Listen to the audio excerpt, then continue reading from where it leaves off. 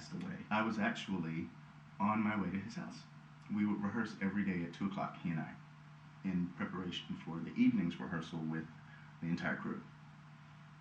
And I was on Sunset Boulevard, and basically between Sunset and on Sunset between like La Brea and Crescent Heights. Okay.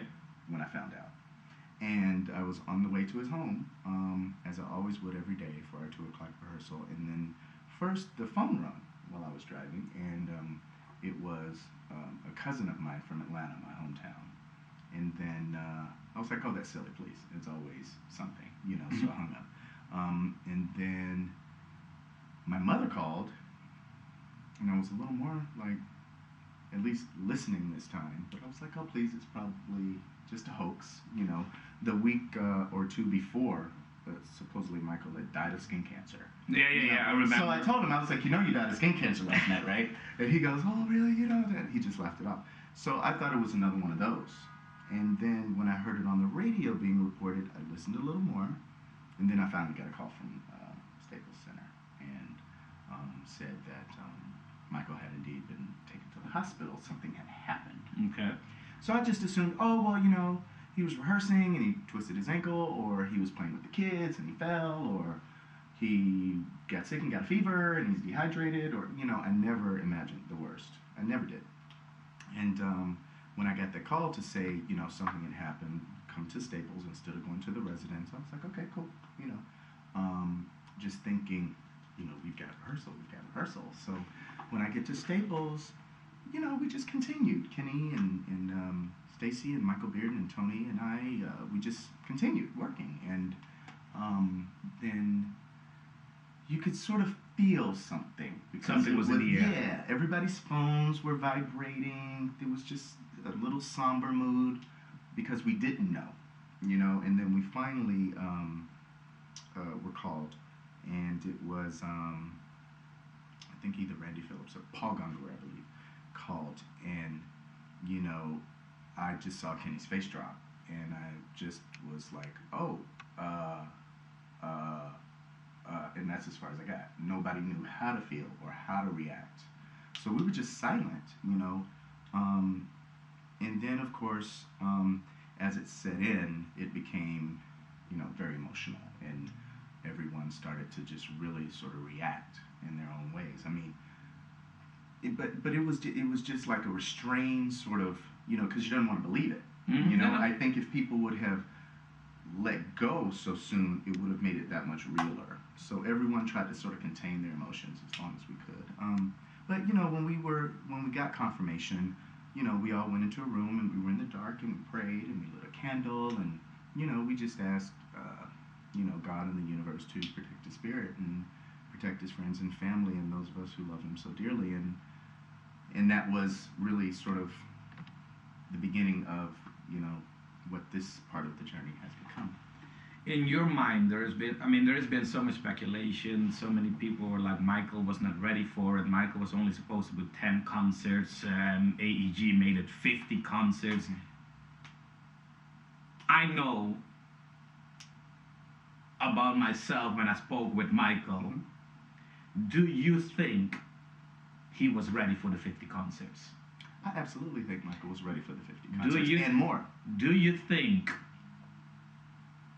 Michael was ready? I do. I really do. I really do, because a lot of people don't realize that you say 50 shows, you think of that number. But it's really 50 shows stretched over 9 months. Exactly. So maybe 1.5 shows a week, maybe 2 at the most. And we did way more than that on History, as you know. So yeah, I think he was ready. And, you know, a lot of people also don't know that when he was not on stage was when it was hard. When he was on stage, it was like the best vitamin power drink, coffee you can have. No, I mean, I agree, because I've seen it. I mean, This Is It, I personally thought it was the best tribute, A, that could have happened, B, to see Michael on stage, knowing that it was maybe 20% of the man's power. Right. He opened his mouth and he sounded like on the album. So I thought that this concert, This Is It, was really meant to be to anybody, everybody who ever doubted Michael Jackson. Can he still sing? Mm-hmm. Can he still move? Right. Does he still have it? Mm-hmm. And does he want it? And does he want it? Yeah. Yeah. And I think the movie answered all those questions, and that's why it's such a blessing that we got to do it. You know, such a blessing that we got to tell the story of what was to be Michael's great return to the stage. And, you know, take that out of the picture, there would have been all these questions still around. Of course, people are going to find other things to talk about, and other things to sensationalize. That's just par for the course. Oh, no, exactly. But I think that, you know, the fact that people got to see what it was he was planning for his fans, it just means so much to all of us, you know, the filmmakers. And, you know, I believe that, you know, anytime everybody would ask me, you know, did he want to do it? Does he? How was he? What was his weight? Da da da. It's like, see the movie. You can answer your own questions.